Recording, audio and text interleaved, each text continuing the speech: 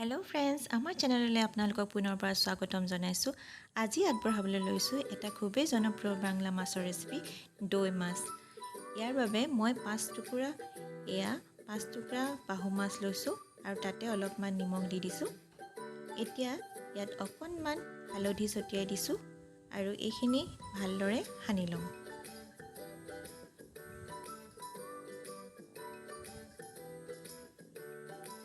মই ভালদৰে হানা হৈ গ'ল। এতিয়া ইয়াক 10-15 মিনিটৰ বাবে ৰেষ্ট দিম, অৰ্থাৎ মেৰিনেট কৰি ৰাখিম। এতিয়া এটা বাটিত মই ডাঙৰ চামুচেৰে 5 টেবুল চামুচ দৈ লৈছো। এয়া দৈখিনি ললো। ইয়াত অকণমান হালধি দিছো আৰু নিচে অকণমান জিৰা পাউডাৰ দিছো আৰু ইয়াত দিছো 1.5 teaspoon Kashmiri red chilli powder. এইখিনি ধুনীয়াকৈ মিক্স কৰি ল'ব লাগিব। ইয়াতে এতিয়া অকণমান নিমখো দি দিছো। এতিয়া আটাইখিনি দৈৰ লগত ভালদৰে মিহলি কৰি দিছো।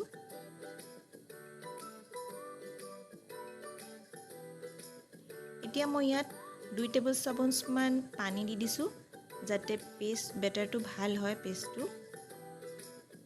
এয়া ভালদৰে মিহলি কৰি এতিয়া এটো ৰাখি দিব লাগিব। এতিয়া লৈছো ইয়াত 2টা মিডিয়াম সাইজৰ পিয়াজ আৰু 8-9 কোহমান নহৰু।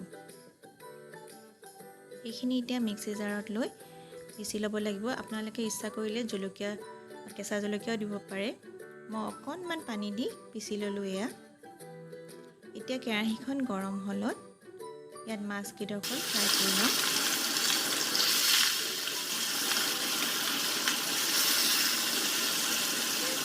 হাই ফ্লেমত আছিল কাৰণে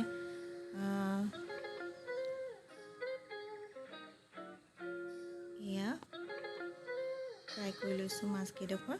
বহুত বেছি ভাজিব নালাগে।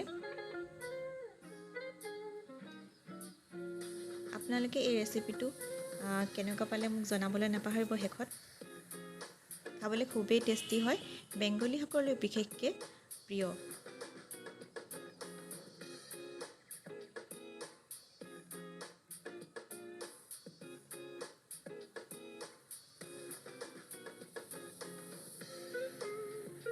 এই মাছখিনি মোৰ ভাজা হৈ গ'ল। এয়া চাওক। তেল 1 ইঞ্চি জোখৰ 2 টুকুৰা দালচেনি আৰু 4টামান লং দিছো। ইলাচি মুছত নাছিলে সেইকাৰণে দিয়া নহলগৈ। এতিয়া ইয়াত দিছো পিঁয়াজৰ আৰু নহৰু পেষ্টটো। ফ্লেমটো বেছি হাই হৈ আছিলে, কিন্তু ইমান হাই ফ্লেমত থাকিব নালাগে। মই কমাই দিয়া পিছতো মানে বেছিয়ে হৈ আছে। এইখিনি ভালদৰে ভাজি ল'ব লাগিব। মিডিয়াম ফ্লেমতে ভাজিব লাগিব।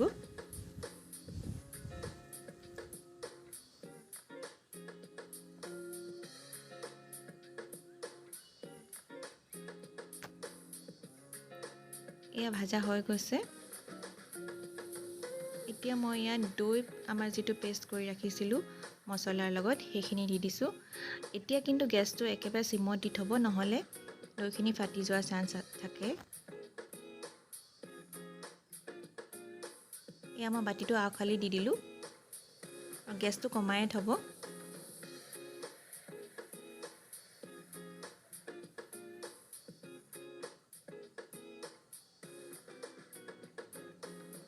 এতিয়া ইয়াত 2 মিনিট মানৰ পিছত মাছ কেইডোখৰ দি দিছো।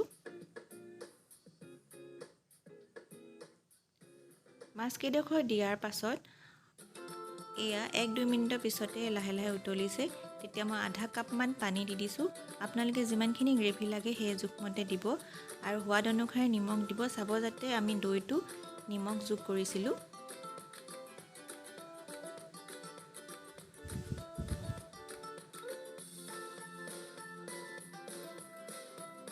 এইখিনি 2-3 মিনিটৰ কাৰণে ঢাকি দিব লাগিব।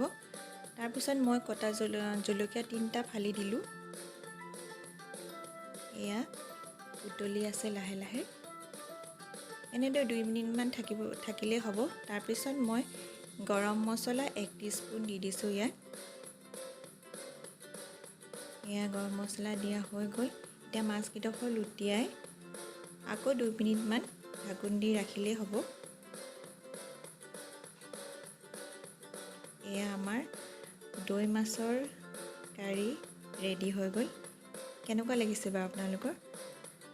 যদি ৰেচিপিটো চাই ভাল লাগিলে তেতিয়াহ'লে লাইক কৰিবলৈ নাপাহৰিব আৰু চেনেলটো যদি প্ৰথমবাৰ চাইছে ছাবস্ক্ৰাইব কৰি দিব। আৰু ৰেচিপিটো মোৰ সম্পূৰ্ণকৈ চোৱাৰ বাবে সকলোলৈকে ধন্যবাদ থাকিল। ধন্যবাদ।